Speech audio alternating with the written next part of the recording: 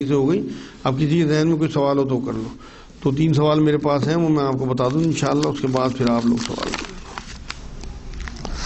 ایک سوال آپ کے یہ آیا تھا کہ ہمارے ماں باپ اگر اپنے بہن بھائیوں سے، اپنے رشتہ داروں سے ناراض ہوں اور وہ اولاد کو بھی ملنے نہ دینا چاہتے ہوں، جیسے کسی خالہ یا ماموں سے ناراض ہوں، تو کیا ہمیں اپنے ماں باپ کا ساتھ دینا چاہیے؟ اہم سوال ہے، اور یہ معاشرے میں ہوتا بھی ہے کہ کسی بات پہ بات خراب ہو جائے بہنوں میں یا بھائیوں میں، تو وہ بچوں کو بھی روک دیتے ہیں. دیکھو جی، حضور اکرم صلی اللہ علیہ وسلم کے ذریعے اللہ رب العزت نے ہم تک یہ بات پہنچائی ہے کہ قطع رحمی کرنے والا جنت میں نہ جائے گا. مطلب بہت بڑے گناہوں میں ہے قطع رحمی کرنا. تو اس لیے، اور ماں باپ کا احترام اور ان کی عزت کرنا بھی اللہ کے رسول صلی اللہ علیہ وسلم نے حکم دیا. لیکن شریعت مطہرہ ہمیں قطع رحمی سے منع فرماتی ہے، اور اگر ہمارے ماں باپ قطع رحمی کرنے کو کہتے ہیں تو ہمیں اللہ اور اس کے رسول کا حکم پہلے ماننا ہے بنسبت ماں باپ کے. کیونکہ حضور کی ایک حدیث پاک یہ ہے کہ خالق کی اطاعت میں کسی بھی مخلوق کی اطاعت نہیں کی جا سکتی. مطلب خالق کی اطاعت کرنی ہے. جب اللہ کا حکم سامنے کوئی ہو تو پھر ماں باپ کا حکم اس معاملے میں نہیں ماننا. ہاں، اللہ اس کے رسول کی کوئی تعلیم نہ ہو تو پھر آپ ماں باپ کا حکم مان سکتے ہو. تو آپ نے ماں باپ کو بھی خوش کرنا ہے اور قطع رحمی بھی نہیں کرنی. تو اس کا بہترین طریقہ یہ ہے کہ آپ چپ چاپ اپنے رشتہ داروں سے مل لیا کریں، ان سے جن سے آپ کے ماں باپ نہیں ملتے یا آپ کو منع کرتے ہیں. لیکن آپ اپنا رشتہ نہ ختم کریں، آپ قطع رحمی میں کے زمرے میں نہ آئیں. ایک سوال یہ تھا کہ نکاح مسجد میں کرنے کا حکم ہے، اس کی کیا وجہ ہے جبکہ دنیا کے اور کام مسجد میں کرنے منع ہے؟ تو اس کی وجہ وہی ہے کہ کیونکہ اسلام میں نکاح جو ہے وہ ایک عبادت کی شکل ہے، اس وجہ سے مسجدوں میں کرنے کا حکم ہے. باقی اور کام تو مسجدوں میں کرنے سے منع فرمایا گیا ہے. ایک سوال یہ ہے، جمعہ یا عیدین کی نمازوں میں راستے بدل کر چلنے کو کیوں کہا گیا ہے؟ صرف اور صرف وہی وجہ تھی کہ اس ٹائم کفار پہ روب ڈالنے کے لیے، تضاد دکھانے کے لیے کہ راستے میں جتنے بھی کفار ہوں، ایک راستے سے جب اتنا بڑا ہجوم گزرے گا مومنوں کا تو اس راستے والوں پہ روب پڑے گا، اور جب دوسرے راستے سے پلٹ کے آئیں گے تو دوسرے راستے والوں پر روب پڑے گا. ایک سوال یہ تھا کہ کرکٹ کے جو میچ ہیں یا گھوڑوں کی ریس ہیں، ان پہ پیسے لگانا کیسا ہے؟ بالکل حرام ہے، جوا ہے. اور جوئے کے بارے میں قرآن کہتا ہے کہ یہ بہت برے کام ہے، شراب اور جوا، ان سے دور رہنے کا حکم قرآن نے ایک جگہ نہیں کئی جگہ دیا ہے. تو اس لیے گھوڑوں کی ریس ہو یا کرکٹ میں جو آج کل سٹے وٹے کے کس طرح کے پیسے لگاتے ہیں لوگ، بہت لوگ ملوث ہیں. میرے پاس اس طرح کی باتیں آتی بھی ہیں، عورتیں لے کے آتی ہیں کہ بچے ہمارے اس میں ملوث ہو گئے کرکٹ کے میچوں میں. یہ سب جوا ہے اور حرام ہے بالکل.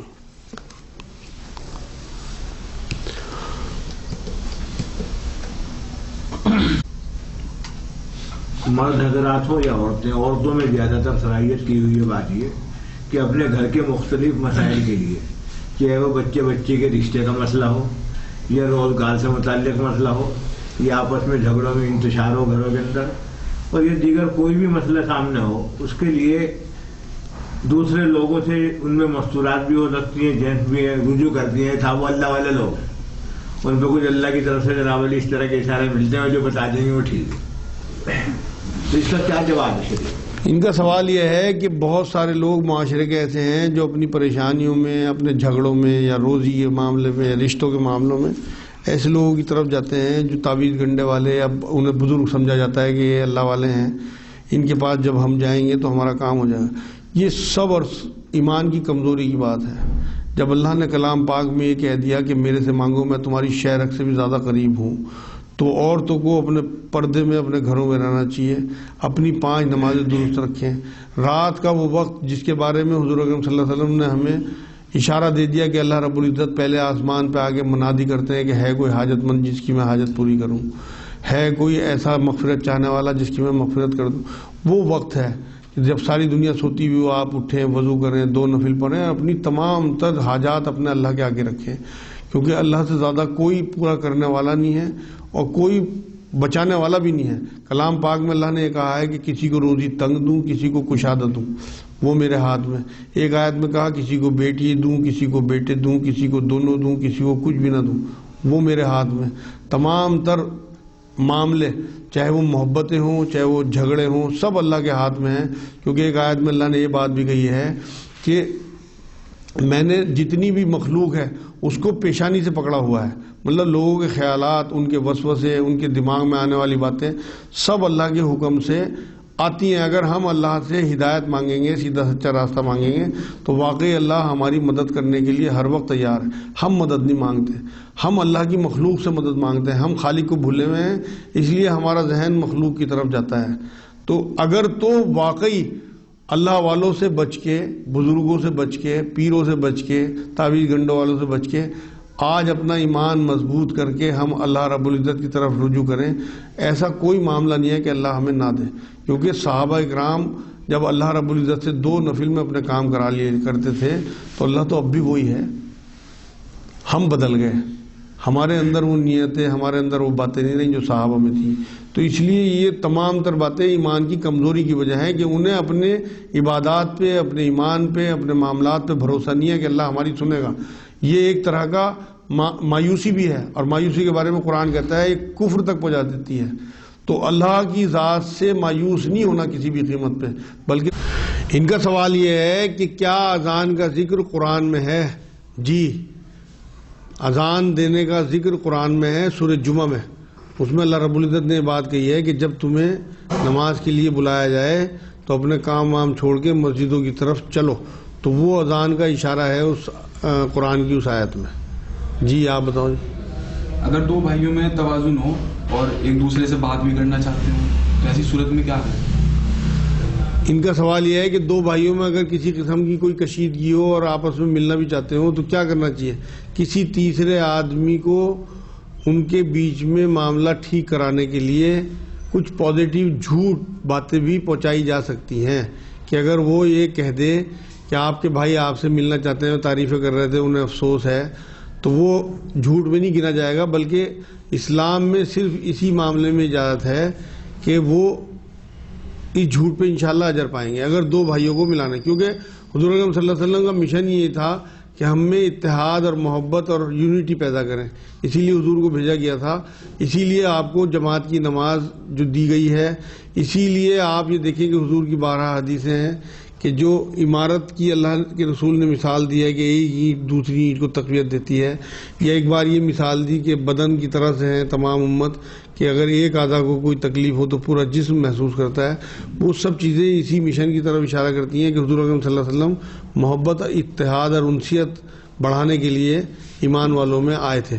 تو اس لیے صرف، حالانکہ ایمان والوں میں کسی بھی قسم کی کسی جھوٹ کی کوئی گنجائش نہیں ہے اسلام میں، لیکن اللہ کے رسول صلی اللہ علیہ وسلم نے اس معاملے میں جھوٹ کی گنجائش تھوڑی سی دی ہے کہ آدمی پازیٹیو بات کر کے بھائیوں کو ملا دے۔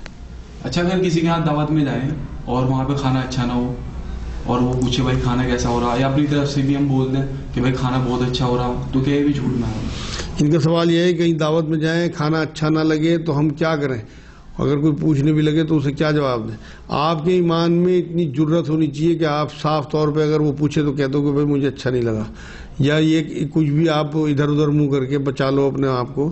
لیکن اگر آپ جھوٹ بولتے ہو کہ کھانا اچھا ہے اور آپ کو اچھا نہیں لگا تو یہ آپ کے لیے آخرت میں خراب دہ بات ہوگی، کیونکہ وجہ یہ ہے کہ یہ منافقت ہے اور یہ جھوٹ ہے۔ حضور اکرم صلی اللہ علیہ وسلم کے معاملے میں روایتوں میں بات آتی ہے کہ حضور کو کوئی کھانے کی چیز پسند نہیں آتی تھی تو تناول نہ فرماتے تھے اور چھوڑ دیتے تھے، لیکن کبھی برا نہیں کہتے تھے۔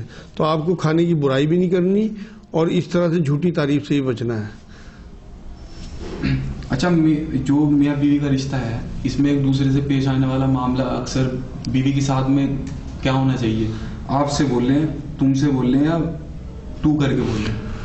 ان کا سوال یہ ہے کہ میاں بیوی میں آپس میں کس طرح سے کلام کریں، آپ سے، تو سے یا تم سے، جیسا ماحول گھر کا ہو اسی حساب سے۔ اگر آپ کے گھر میں تو سے بول کے محبت بڑھتی ہے تو کوئی حرج نہیں ہے، آپ اللہ سے دیکھو نا کتنی محبت کرتے ہو اور تو سے اسے بلاتے ہو۔ اور لیکن اگر آپ کی بیوی کو اعتراض ہے کہ آپ میرے سے تو طلاق سے کیوں بات کرتے ہو، تو کسی کی ایگو آپ کو ہرٹ کرنے کا حق نہیں ہے، کیونکہ حضور نے آخری خطبے میں بات فرما دی کہ لوگوں تم پہ حرام کر دی گئی ایک دوسرے کی عزت، ایک دوسرے کا مال، ایک دوسرے کی جان۔ تو یہ عزت کے معاملے میں آتا ہے۔ اگر وہ ہرٹ ہوتی ہے اس بات سے آپ کی وائف، تو آپ گاڑی کے 2 پہیوں کی طرح ہیں، جس طرح سے آپ کی اپنی ایگو ہے، اپنی بات ہے، اسی طرح اس کی بھی عزت اور اس کی اپنی بات ہے، تو آپ کو احترام کرنا چاہیے۔ اگر وہ فیل کرتی ہیں تو آپ کو پھر انہیں تم یا آپ سے ہی بلانا چاہیے۔ آپ اسے اس طرح سمجھو، اگر وہ سب کے بیچ میں آپ کو تو کہنے لگے تو آپ کو کو کیسا فیل ہوگا. تو بالکل اسی طرح سے اگر وہ ہرٹ ہوتی ہے تو آپ کو بھی تو کہنے سے بچنا چاہیے, اور اگر وہ خوش ہوتی ہے اس بات سے کہ میرا ہسبینڈ محبت میں مجھے تو کہتا ہے, اسے مزہ آتا ہے, تو پھر آپ اسے جاری رکھ سکتے ہیں. اچھا, کیا عیسیٰ علیہ السلام کی شادی ہوئی بھی تھی, اور جس وقت وہ اٹھائے گئے اس وقت عمر تقریباً کیا تھی؟ ان کا سوال یہ ہے کہ عیسیٰ علیہ السلام کی شادی کا کوئی ذکر ہے, جب وہ اٹھائے گئے تو کیا عمر تھی؟ عیسیٰ علیہ السلام کی شادی کا کلام پاک میں کوئی ذکر نہیں ہے کہ ان کی شادی ہوئی ہے, نہ کسی روایت میں نے پڑھا. ہو سکتا ہے ہو تو مجھے پتہ نہیں, مگر میری نظر سے نہیں گزری. اور حضور اکرم صلی اللہ علیہ وسلم کی روایتوں سے یہ بات پتہ لگتی ہے کہ عیسیٰ علیہ السلام کو اللہ رب العزت نے جسم, جان, روح تینوں کے ساتھ اٹھایا. 33 سال عمر روایتوں میں ان کی آتی ہے. لیکن کلام پاک یہ بات کہتا ہے کہ ایک ایسا بچہ پیدا ہوا ہے جو پالنے میں بھی بات کرے گا اور ادھیڑ عمر میں بھی, اور انہیں جوانی کی عمر میں اٹھا لیا گیا. یہ اس طرح اشارہ ہے کہ وہ دوبارہ آئیں گے اور ادھیڑ عمر تک پہنچیں گے. تو یہ اشارہ قرآن نے دیا ہے. اس کا مطلب یہ ہے کہ عیسیٰ علیہ السلام آئیں گے اور حضور کے امتی کی طرح سے آئیں گے, اور یہاں آ کے ادھیڑ عمر بھی پائیں گے, اور اس میں بھی تبلیغ کریں گے, لوگوں سے باتیں کریں گے. اب دوبارہ آگے ان کی شادی ہو جائے تو یہ تو اللہ رب العزت کو اور اس کے رسول کو زیادہ پتہ ہے. اچھا, جو قبر کا عذاب ہے وہ مردے کو یہاں زمین کے اندر ہوتا ہے یا پھر عالم برزخ میں؟ ان کا سوال یہ ہے کہ جو ہم قبر میں دفنائے جاتے ہیں مردے, قبر کا عذاب اسی قبر میں ہوتا ہے یا عالم برزخ میں؟ اصل میں بات یہ ہے کہ آج جیسے کوئی دفن کیا گیا تو اس کا حساب کتاب فرشتے لینے آ جائیں گے, اسی لیے قبر کو اتنی اونچی بنایا جاتا ہے کہ بیٹھ کے مردہ حساب کتاب دے دے, اور اس کے بعد پھر جو ہے اسے تو اس کے جسم کو کیڑے مکوڑے کھا جاتے ہیں.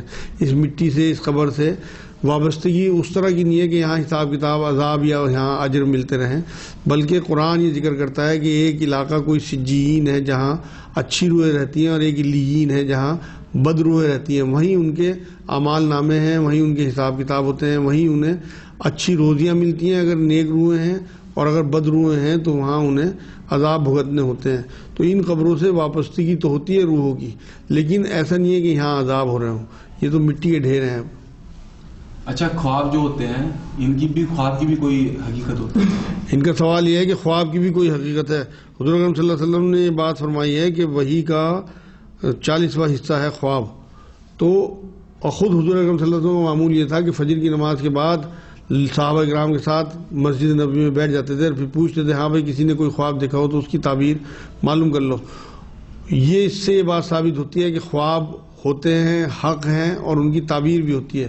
خود کلام پاک میں اللہ رب العزت نے اپنے ایک پیارے نبی کو اس کی خوابوں کی تعبیر کا علم دیا تھا, یوسف علیہ السلام, اور انہیں اس علم کی بنا پہ ہی فوڈ منسٹری ایک ریاست میں ملی ہے.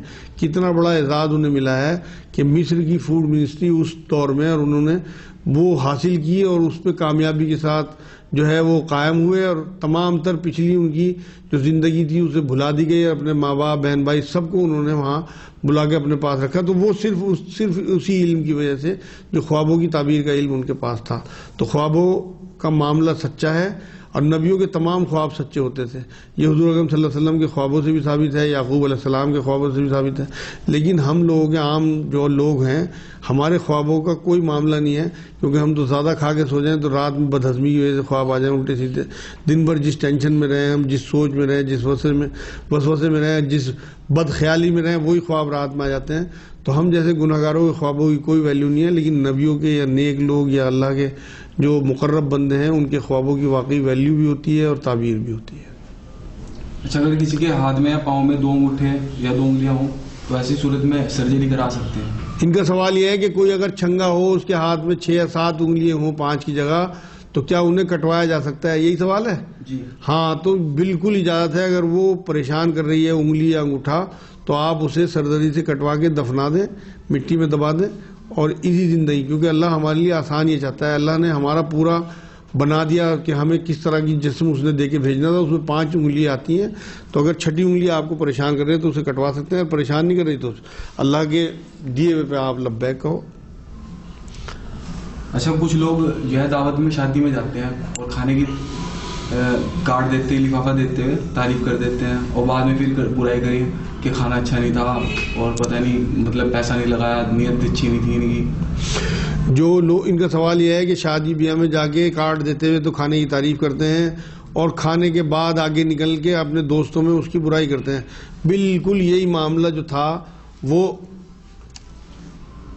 منافقوں کا تھا کہ حضور اکرم صلی اللہ علیہ وسلم کی محفل میں آتے تھے اور حضور کی باتیں سنتے تھے، اس ٹائم تعریفیں بھی کرتے تھے، اور اپنے لوگوں میں پہنچ کے قرآن کہتا ہے بات، تو اپنے لوگوں میں پہنچ کے وہ یہ کہتے تھے کہ ہم تو ایسے ہی کھیل تماشے کے لیے کہتے، کچھ نہیں، ہم نے سب دیکھ لیا۔ تو بالکل یہ منافقوں والا کام ہے کہ اگر آپ اس کے منہ پہ میزبان کی تعریفیں کر رہے ہیں اور باہر نکل کے اس کی برائیاں کر رہے ہیں، آپ کو کیا ضرورت ہے؟ آپ یہ سمجھ لیں کہ اللہ کے رسول صلی اللہ علیہ وسلم نے یہ بات فرمائی ہے کہ جو لوگوں کو خوش کرنے کے لیے اللہ کو ناراض کرے گا تو اللہ تو ناراض ہو گئی، لوگوں کے دلوں سے بھی اس کی محبت ہٹا دے گا، اور جو اللہ کو خوش کرنے کے لیے لوگوں کو ناراض کرے گا تو اللہ تو خوش ہو گئی، لوگوں کے دلوں میں بھی اس کی محبت بھر دے گا۔ اس لیے ہمیں لوگوں کی خوشنودی حاصل نہیں کرنی جھوٹی تعریفیں کر کے کھانے کی، بلکہ اللہ کی خوشنودی حاصل کرنی ہے جس سے کہ ہمیں فلاح ملے۔ وما علینا الا البلاغ۔ السلام علیکم ورحمۃ اللہ وبرکاتہ۔ اے اللہ تو ہمارے گناہوں کو معاف فرما دے، یا اللہ تو رحمت فرما دے، اے اللہ تو کرم فرما دے، یا اللہ تو فضل فرما دے، یا اللہ ہم نے یہاں جو پڑھا سنا اس کے عمل کی توفیق عطا فرما، ایمان والی زندگی، ایمان والی موت عطا فرما، یا اللہ ہمیں دین کی آسان تر چیزوں پہ عمل کرنے کی توفیق عطا فرما، یا اللہ ہماری زندگی میں جو مشکلیں ہیں انہیں دور فرما دے، یا اللہ ہمارے لیے دین پہ چلنا آسان فرما دے، یا اللہ قرآن میں غور و فکر کی توفیق عطا فرما، یا اللہ قرآن کی اور آیتوں کو اپنی زندگی میں اتارنے کی توفیق عطا فرما، حضور اکرم صلی اللہ علیہ وسلم کی سنتوں پہ چلنے کی توفیق عطا فرما، حضور کی ہر درجے کی محبت عطا فرما، یا اللہ صحابہ کرام والی نیت، صحابہ کرام والے عمل، یا اللہ ان کے پیروں کی دھول بنا دے، یا اللہ پاک ہمارے ایمان کو اس قابل کر دے کہ ہم آخرت میں تیرے آگے لے کے کھڑے ہو سکیں، یا اللہ ہم جو بھی یہاں پہ پڑھ رہے ہیں سن رہے ہیں اس میں کسی قسم کا کوئی شر ہو ان سے دور فرما دے، جتنی رحمت کی برکت کی اور ہمارے لیے علم کی چیزیں ہوں، ہمارے لیے عمل کی چیزیں ہوں، ہمارے دلوں میں پیوست کر دے۔ سبحان ربک رب العزت عما یصفون وسلام علی المرسلین الحمد للہ۔